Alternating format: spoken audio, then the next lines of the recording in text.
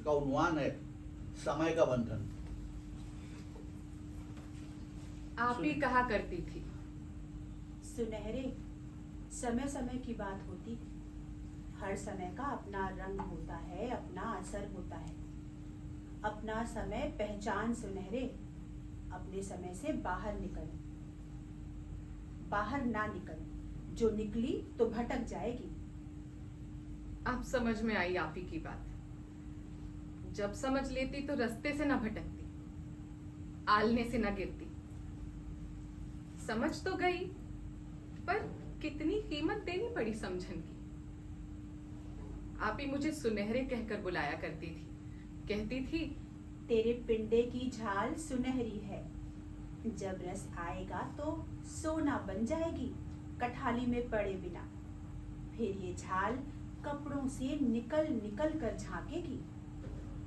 पता नहीं मेरा नाम क्या था, पता नहीं मैं किसकी थी, कहां से आई थी। कोई लाया था, बालपन ही में आप ही के हाथ बेच गया था। उसी की गोद में पली, उसी की सुरताल भरी बैठक के झूलने में झूल झूल कर जवान हुई। फिर सुनहरा उमड़ उमड़ आया, छुपाए ना छुपता था। आप ही बोली, ना धिए, छुपा ना। अरे जो छुपाए ना छुपे उसे क्या छुपाना। कभी खिड़की से झांकती तो आप ही टोकती। ये क्या कर रही है बेटी? सयाने कहते हैं जिसका काम उसी को साझे। तेरा काम देखना नहीं, दिखना है। तू नजर ना बन, मंजर बन। और जो देखे भी तो तू दिखने का घूंघट निकाल, उसकी ओट से देख। फिर समय देख सुनहरे, अभी तो शाम है। ये समय तो उदासी का समय है, दुख का समय है। शाम गई घने शाम न आए, शाम गई घने शाम न आए। आप ही गुनगुनाने लगी। याद है ना ये बोल? शाम तो न आने का समय है, तेरे आने का समय है। पगली जरा रुक जा, अंधेरा गाढ़ा होने दे। फिर तेरा ही समय होगा, पिछले पहर तक। एक दिन आप ही का जी अच्छा ना था, मुझे बुलाया। गई लेटी हुई थी, सिराने तिपाई पर सोडे की बोतल धरी थी, साथ नमकदानी थी। ये उन दिनों की बात है जब सोडे की बोतल के गले में शीशे का गोला फंसा होता था, ठा करके खुलता था। आप ही बोली, सुनहरे, बोतल खोल, गिलास में डाल, चुटकी भर नमक घोल और मुझे पिला दे। मैंने नमक डाला तो झाग उठा, बुलबुले ही बुलबुले।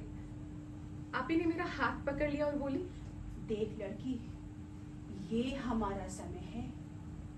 हमारा समय वो है जब झाग उठे, हम में नहीं, दूजे में उठे। दूजे में झाग उठाना यही हमारा काम है। खुद शांत, दूजा बुलबुले ही बुलबुले। जब तक झाग उठता रहे हमारा समय है। जब दूजा शांत हो जाए समझ ले हमारा समय बीत गया। और जब समय बीत जाए तो धीरज पांव धरना, ठुमक ना करना, ठुमक का समय गया। चमक ना मारना, चमक का समय गया। पायल ना झनकारना, पायल ना झनकारना,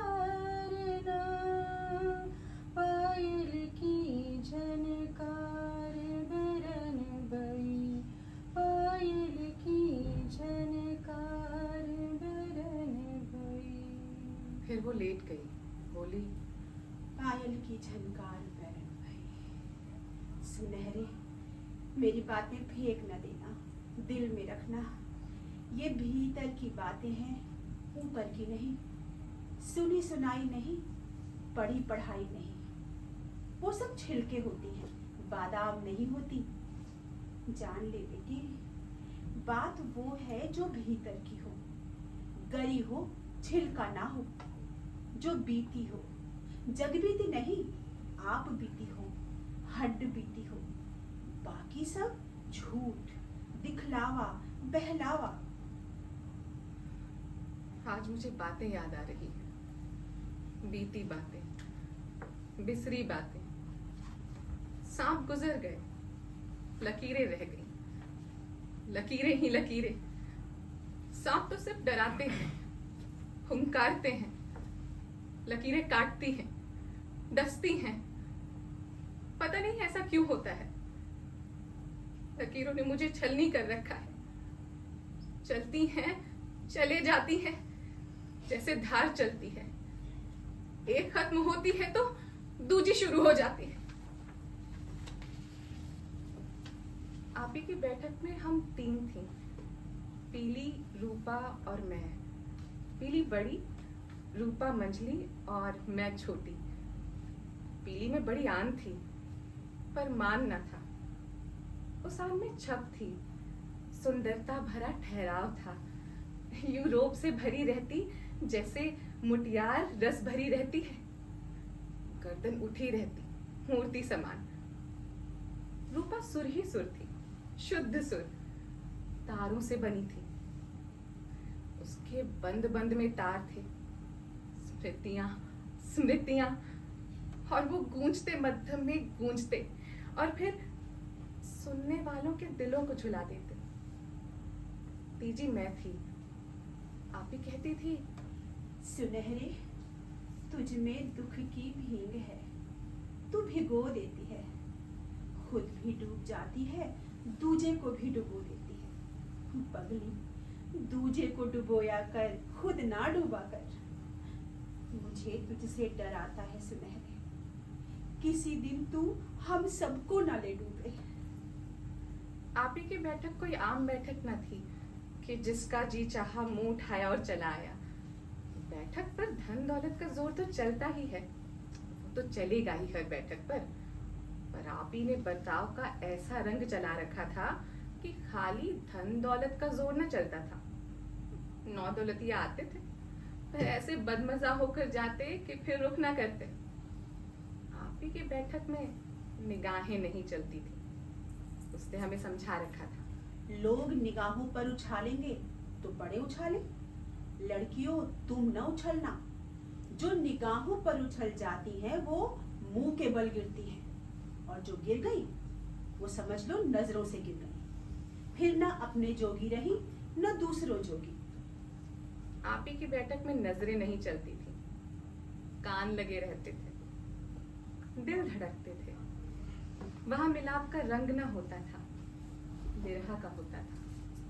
रंग रलियां ना होती थी, ना वहां तमाशा होता था न तमाशबीन।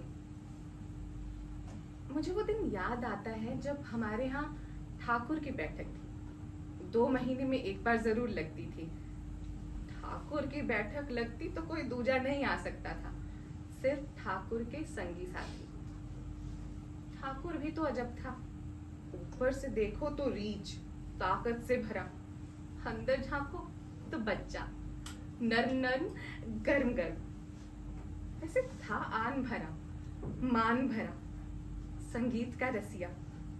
यूं लगता जैसे भीतर को लगन लगी हो, धूनी रमी हो, आरती सजी हो। ठाकुर की हमारे यहाँ बड़ी कदर थी। आप ही इज्जत करती थी, भरोसा करती थी। ठाकुर ने भी कभी नजर उछाली न थी, झुकाए रखता। पीता जरूर था, पर ऐसी कि जूं जूं पीता जाता उल्टा मध्यम पड़ता जाता। आंख की चमक गुल हो जाती, आवाज की कड़क भीग जाती। उसका नशा ही अनोखा था, जैसे बोतल का ना हो, भीतर का हो। बोतल एक बहाना है, बोतल चाबी हो भीतर के पट खोलने की। डरो सखी डरो, भीतर के नशे के सामने बोतल का नशा यूं हाथ जोड़े खड़ा है जैसे राजा के रूबरू नीच खड़ा होता है। बोतल का खाली सर चकराता है, भीतर का मन झूलना झुला देता है। डरो सखी डरो, भीतर के नशे से डरो। बोतल का तो काम काज जोगा नहीं छोड़ता, भीतर का किसी जोगा नहीं छोड़ता, खुद जोगा भी नहीं। मुझे क्या पता था ठाकुर के नशे का रेला मुझे भी ले डूबेगा। हाँ, तो उस रोज ठाकुर की बैठक हो रही थी। बोले थे गठरी में कौन कर खोलूं, गठरी में कौन कर खोलूं, मोरे पिया के जिया में पड़ी रही, मोरे पिया के जिया में पड़ी रही। गीत ने कुछ ऐसा समा बांध रखा था कि ठाकुर झूम झूम जा रहा था। फिर कहो, फिर बोलो, फिर कहो, फिर बोलो। यही जाप किए जा रहा था। न जाने किस गिरह को खोलने की आरजू जगी थी, अपने मन या महबूब के मन की। समय बीता जा रहा था, समय की सुध-बुध न रही थी। कभी कभी ऐसा भी होता है, समय जीवन से निकल जाता है कि कौन कहाँ है, क्या कर रहा है, किसी बात की सुध-बुध नहीं रहती। उस रोज वो समय ऐसा ही समय था। दफतन घड़ी ने 3 बजाए। आपी हाथ जोड़े उठ बैठी, बोली, क्षमा करो ठाकुर जी, माफी मांगती हूँ। हमारा समय बीत गया, अब बैठक खत्म करो। ठाकुर पहले तो चौंका, फिर मुस्कुराया। आप ही अभी तो रात भीगी है। ठाकुर, हम सूखे परों वाले पंछी हैं।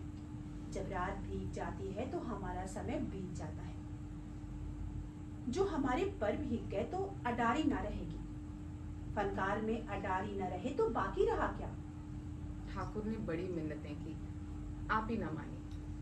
महफिल टूट गई तो हम तीनों आप ही के गिर्द हो गई। आप ही, ये समय का गोरख धंधा क्या है? आप ही बोली, लड़कियों, समय बड़ी चीज है। हर काम का अलग समय बना है। रात को गाओ, बजाओ, पियो, पिलाओ, मिलो, मिलाओ, मौज उड़ाओ, बस 3 बजे तक। फिर समय उसका समय है। उसका नाम जपो, उसे पुकारो, फरियाद करो, दुआएं मांगो, सजदे करो। उस समय में तुम ऐश नहीं कर सकते, गुनाह नहीं कर सकते, कत्ल नहीं कर सकते। ये जो धंधा हमारा है, उसके समय में नहीं चल सकता। उसके समय में पाव न धरना। उसने बुरा माना तो मारी जाओगी, और जब वो राजी हो गया तो भी मारी जाओगी। और देखो, उसके समय के नीड़े नीड़े भी ऐसा गीत ना गाना जो उसे पुकारे। भजन ना छेड़ना। डरो, डरो कहीं वो तुम्हारी पुकार सुनकर हुंकारा ना भर दे। फिर वो दिन आ गया जब मैंने अनजाने में समय का बंधन तोड़ दिया। उस रोज ठाकुर आए, आप इसे बोले, भाई, कल ख्वाजा का दिन है। ख्वाजा की नियाज सारे गांव को खिलाऊंगा। आज रात ख्वाजा की महफिल होगी, उधर हवेली में। सिर्फ अपने होंगे, घर के लोग। तुझे लेने आया हूँ, चल मेरे साथ मेरे गांव। आप ही सोच में पड़ गई। रूपा मांदी है, वो तो नहीं जा सकेगी। किसी और दिन रख लेना नजर नियाज। अरे ख्वाजा का दिन मैं कैसे बदलूं? तो किसी और मंडली को ले जा। ख्वाजा की बात ना होती तो ले जाता। उनका नाम लेने के लायक मुख तो हो। अरे तो मैं किस लायक हूँ जो उनका नाम मुंह पे लाऊं? बस एक तेरी ही बैठक है भाई, जहाँ पवित्रता है, जहाँ जिस्म का नहीं मन का ठिकाना है। आप ही मजबूर हो गई। उसने रूपा का ध्यान रखने के लिए पीली को वहां छोड़ा और मुझे लेकर ठाकुर के गांव चली। रात भर वहां हवेली में ख्वाजा की महफिल लगी। वो तो घरेलू महफिल थी। ठाकुर की बहनें, बहुएं, बेटियां, ठकुरानी सब बैठे थे। वो तो समझ लो भजन मंडली थी और ख्वाजा के गीत। ख्वाजा मैं तो आन पड़ी तेरे द्वार, ख्वाजा मैं तो आन पड़ी तेरे द्वार। आधी रात के समय महफिल इतनी भीगी कि सबकी आंखें भर गई। दिल डोले, आप ही का डूब ही गया। ठाकुर से महफिल से उठाकर अंदर ले गया शरबत शीरा पिलाने को, फिर वहीं लिटा दिया। फिर ख्वाजा के गीत चले तो मैं भी भीग गई, आंखें भर भर आईं। मैं हैरान, मैं तो कुछ मांग नहीं रही, मैं तो इल्तिजा नहीं कर रही, मैं तो एक ताजिर हूँ, पैसा कमाने के लिए आई। मेरी आंखें क्यों भर भर आई ख्वामखा? सो मैं बिना सोचे समझे गाय चली गई। आंखें भर भर आती, दिल को कुछ कुछ होता, पर मैं भीग भीग कर गाती रही। समय बीत गया और मुझे ध्यान ही ना आया कि मैं उसके समय में पांव धर चुकी। आप ही थी नहीं जो मुझे टोकती। और फिर मुझे क्या पता था कि ख्वाजा कौन है। मैंने तो सिर्फ नाम सुन रखा था, उसके गीत याद कर रखे थे। मैं तो सिर्फ ये जानती थी कि वो गरीब नवाज है। मैं तो गरीब न थी, मुझे क्या पता था कि मुझे भी नवाज देगा, खामखा जबरदस्ती। मुझे क्या पता था कि उसमें इतनी भी सुध-बुध नहीं कि कौन पुकार रहा है, कौन गा रहा है, कौन मांगता है, कौन खाली झोली फैला रहा है, कौन भरी झोली समेट रहा है। मैं तो यही सुनती आई थी कि दुखी लोग पुकार पुकार कर हार जाते हैं, पर कोई सुनता नहीं है। मुझे क्या पता था कि इतना दयालु है, इतना नीड़े है, इतने कान खड़े रखता है। फिर ठाकुर बोला, सुनहरी भाई, बस एक आखिरी फरमाइश। खाजा पिया मोरी रंग दे चुनरिया, ऐसी भी रंग दे रंग ना छूटे, धोबिया धो जाए सारी उमरिया। फिर मुझे सुध-बुध न रही। ऐसी रंग पिचकारी चली कि मैं भीग भीग गई। और मैं ही नहीं, सारी महफिल रंग रंग हो गई, अंग अंग भीगा। ख्वाजा ने रंग घाट बना दिया। घर पहुंची तो गोया मैं न थी। दिल रोया रोया, ध्यान खोया खोया, किसी बात में चित्त न लगता। बैठक बेगाना दिखती, साज में तर्ब न रहा, सारंगी रोए जाती, उस्ताद निक्कू खां बजाते पर वो रोए जाती। तबला सर पीटता, घुंघरू कहते पाँव में डाल और बन को निकल जा। वहां उसका झूमर नाच जो पत्ते पत्ते डाल डाल से झांक रहा है। रोज दिन में 3-4 बार ऐसी रिकत तारी होती कि मैं भैं भैं कर रोती। फिर हाल खोलने लगती। पीली हैरान, रूपा का मुंह खुला, आप ही चुप। ये क्या हो रहा है? जब 8 दिन यही हालत रही, बल्कि और बिगड़ गई, तो आप ही बोली, बस पुत्र, बस। तेरा इस बैठक से बंधन टूट गया, दाना पानी खत्म हो गया।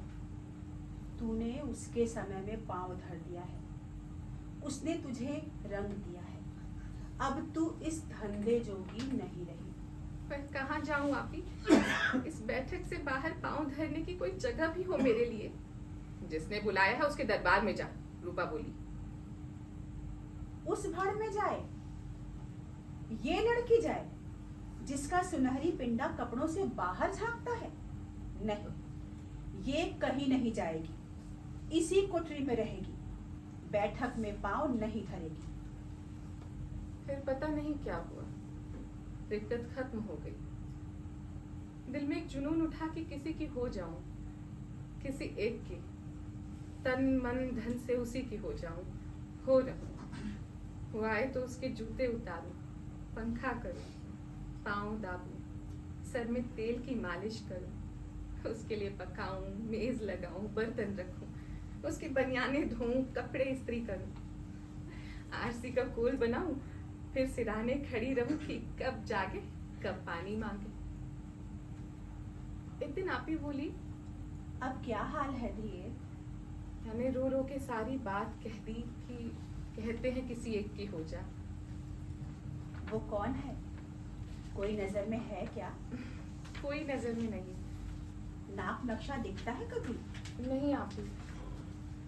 कोई बात नहीं, जो खूंटी पर लटकाना मकसूद है तो आप ही खूंटी भेजेगा।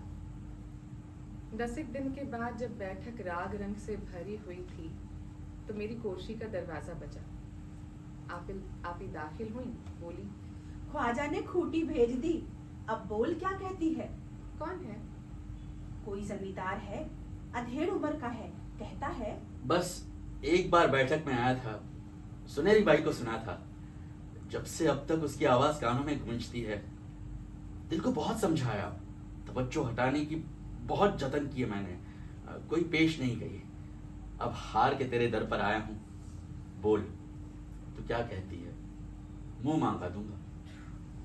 मैंने कहा दे दे, साल के लिए बख्श दे, जैसी तेरी मर्जी। आप ही हंसने लगी, फिर बोली चल बैठक में उसे देख ले एक नजर। नहीं आप ही, उन्होंने भेजा है तो ठीक है, देखने का मतलब कितनी देर के लिए मानू?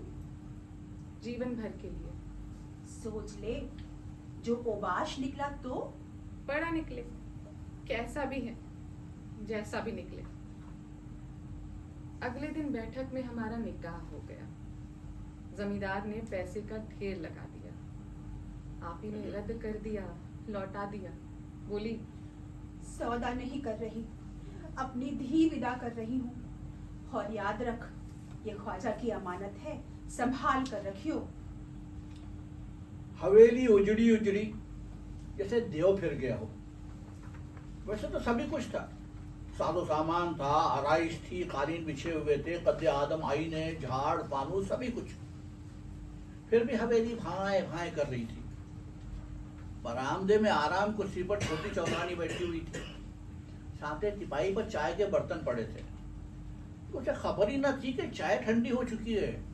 उसे तो खुद की सुध-बुध न थी कि कौन है, कहाँ है, क्यों है। ऊपर से शाम आ रही थी, समय को समय से टकराती, उदासियों के झंडे गाड़ती, यादों के दिए जलाती, बीती बातों के आलाप गुनगुनाती, दबे पांव मध्यम, यूं जैसे पायल की झनकार बैरनिया हो।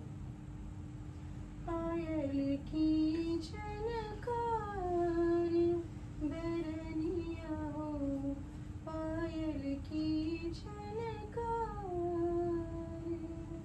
दूर अपने किवाड़ के बाहर खाट पर बैठे हुए चौकीदार की निगाहें छोटी चौधरानी पर जमी हुई थी। हुक्के का सोटा लगाता और फिर से छोटी चौधरानी को देखने लगता, यूं जैसे उसे देख देख कर दुखी हुआ जा रहा है। दूसरी जानिब घास के प्लॉट के कोने पर बूढ़ा माली पौधों की तलाश खराश में लगा था।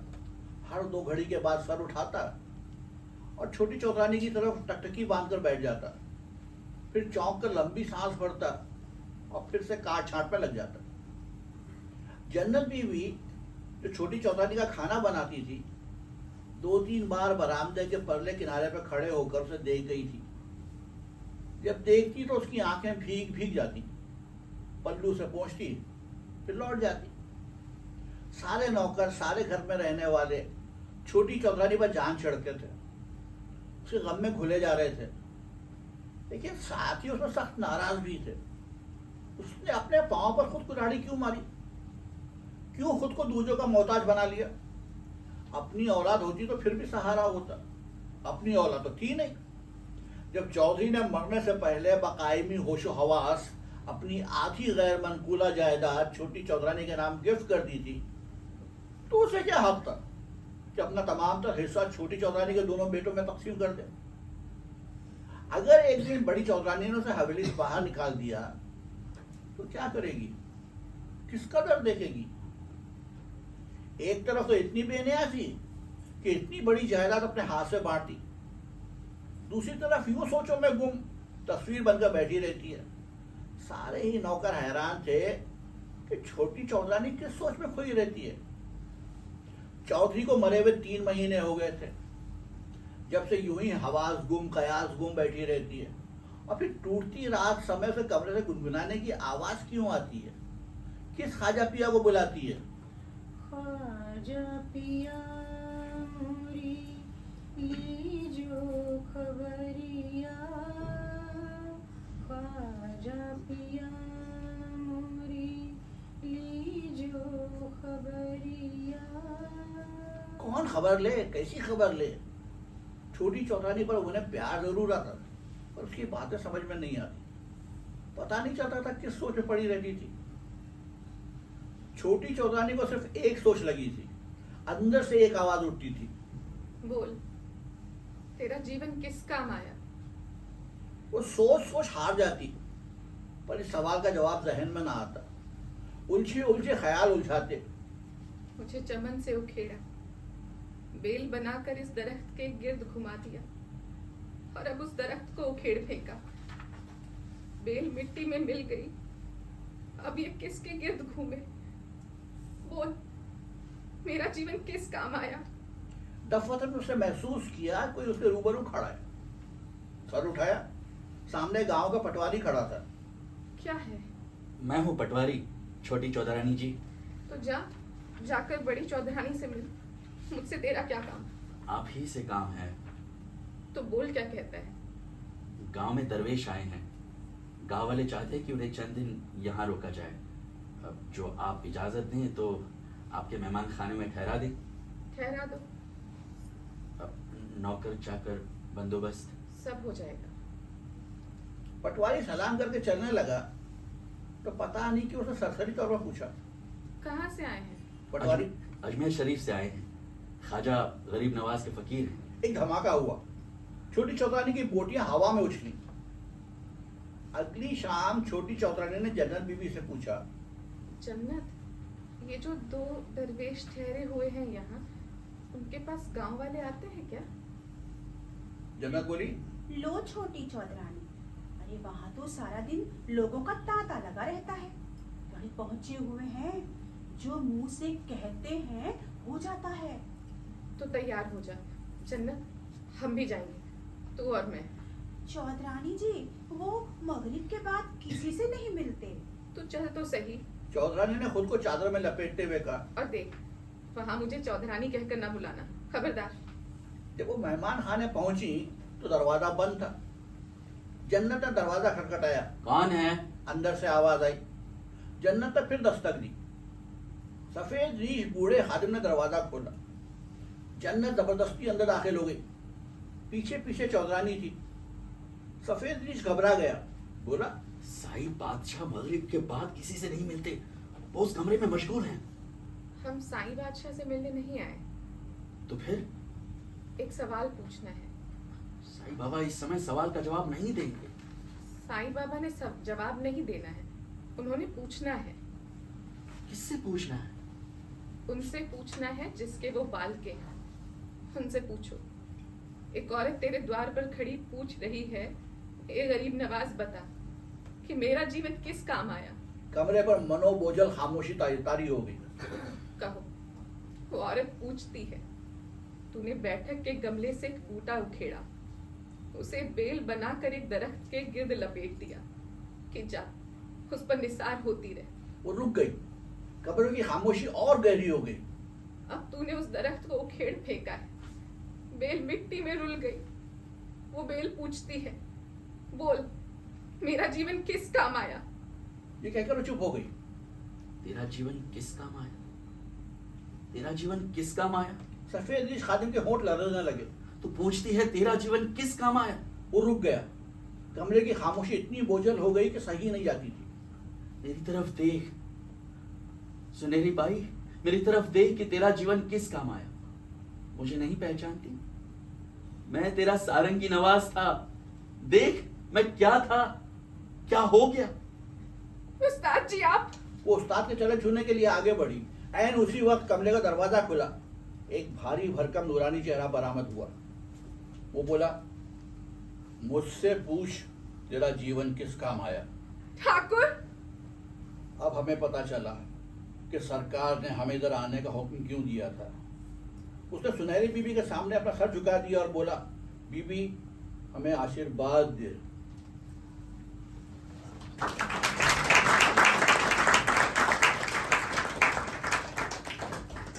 जीवन किस काम आया, पूछना चाहिए।